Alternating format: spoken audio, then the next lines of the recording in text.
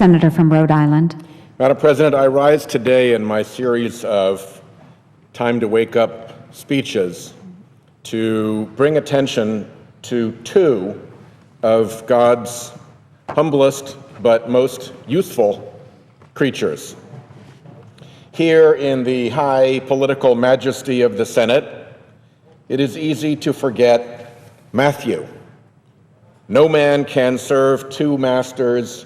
Ye cannot serve God and mammon. Who do we serve here? Madam President, I submit it's mammon all day long, no doubt about it. Mammon surrounds and submerges us. We swim in its currents. This Senate of ours, this is Mammon Hall. How easy it is from our perch of worldly power here in Mammon Hall to overlook the humble. And what could be humbler than God's humblest beasts? So today I want us to remember two, the bumblebee and the pteropod. When was the last time any of us thought of the humble bumblebee? Not recently, I expect, and not often. We have important things to do. Who can be thinking about bumblebees? Yet, by the millions, by God's plan, these small creatures spend their days out busily pollinating the plants that yield the crops, that turn into the food that we humans depend on to survive. The humble bumblebee does much more good in God's natural realm than we humans do. On the spectrum between givers and takers of this good earth's blessing, we humans are way over on the taker end of the spectrum.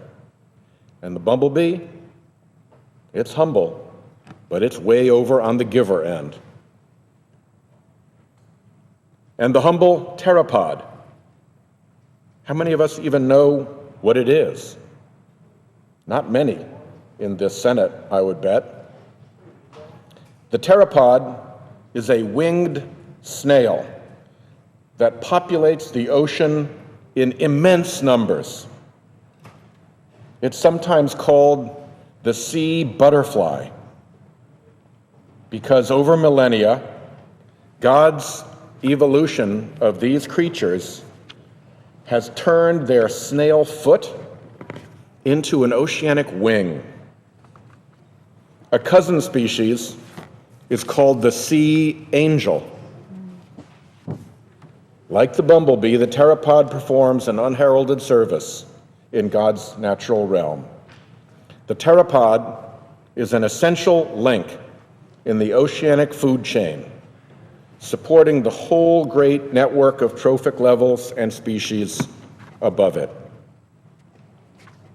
In what Pope Francis calls the mysterious network of relations between things, in that mysterious network of relations between things, the pteropod gives its life to transmit food energy from the microscopic plants it eats that would be no use to us, up to the fish that consume the pteropod, fish which we in turn consume, all in that great mysterious network. Back here in Mammon Hall, many interests can only appreciate nature in monetary terms and can only value things to the extent that they can be monetized. They are the mercenary sort. Pope John Paul II said, "See no other meaning in their natural environment than what serves for immediate use and consumption." Or as Pope Benedict said, who think everything is simply our property and we use it for ourselves alone. They are the interests who, as Pope Francis said, have the attitude of masters consumers, ruthless exploiters, unable to set limits on their immediate needs. End quote. According to them, if you can't grab it and sell it, it has no value. Not here in Mammon Hall. So to them, let me say that the money-making salmon fishery depends in large part on the humble pteropod. For them, let me say that our enormous agribusiness enterprise depends on pollination by the humble bumblebee. In Mammon Hall here, we have actually gotten used to this kind of behavior. It no longer even seems deviant to us. It's become normalized. But in our hearts, we've got to still know it is not normal. It is wrong. Pope Francis reminds us in his recent encyclical, and I'll quote him here, "When nature is viewed solely as a source of profit and gain, that is completely at odds with the ideals proposed by Jesus." Completely at odds with the ideals proposed by Jesus.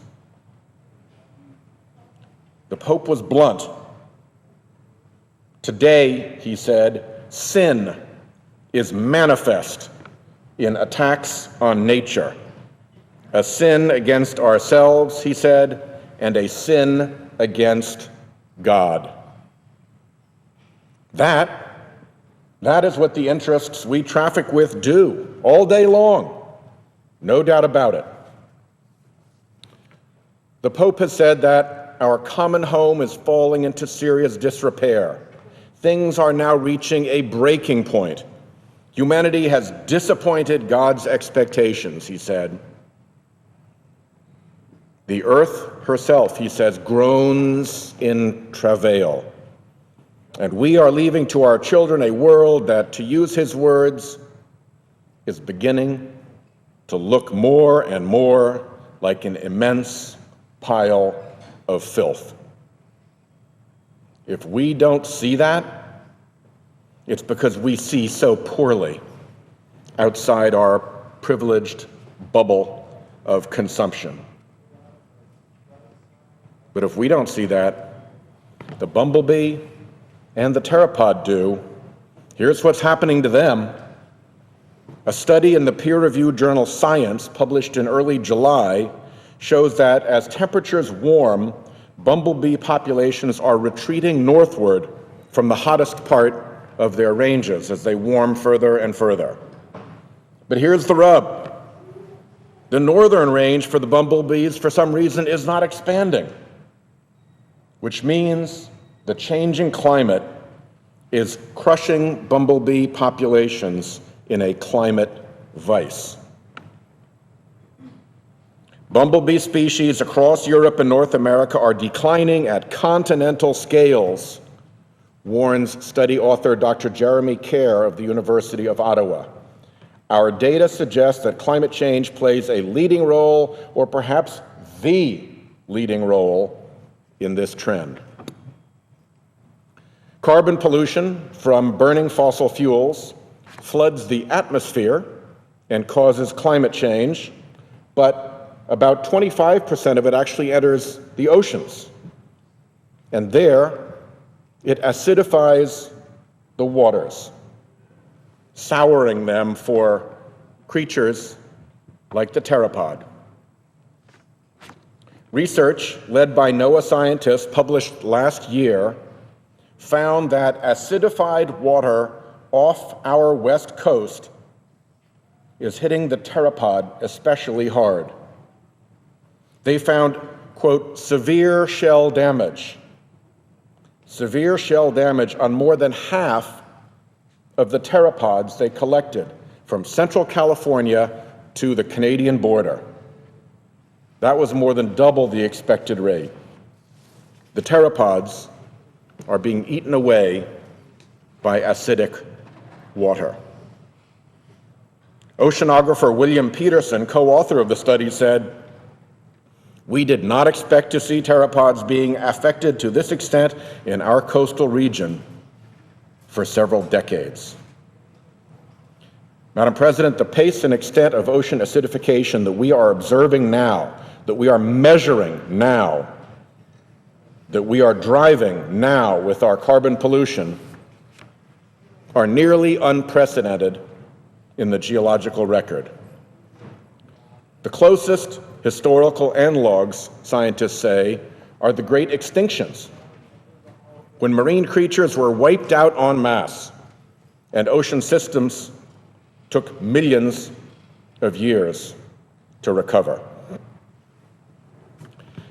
John Kenneth Galbraith knew something about importance, and he said this about importance: "The threat to men of great dignity, privilege, and pretense is from accepting their own myth."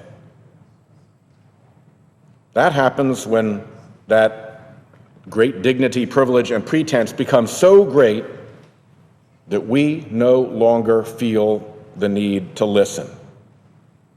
Certainly not to something as insignificant as a bumblebee, as humble as a pteropod. But remember why Jesus was so angry with the Pharisees. What was their sin? Their dignity, their privilege, and their pretense blinded them to how out of touch they were with the truth. So here we are in Mammon Hall, where powerful special interests court us, gigantic corporations lobby us, billionaires pay us attention. Indeed, they fund some of us. Presidents must deal with us. Truly, we are today's Pharisees. But Jesus taught that truth is among things that are humble. So, Madam President, we had better start listening to the bumblebee and the pteropod, to the coral polyp and the oyster spat, to the New Hampshire moose and the Idaho pine, to the Utah snowfall and the California drought, to the measured carbon concentration of our only atmosphere and the measured pH level of our only oceans. These are gifts, and these gifts are all God's creations,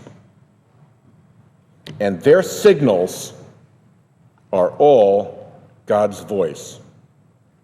We ignore them in our arrogance, we ignore them in our folly, and we ignore them at our peril.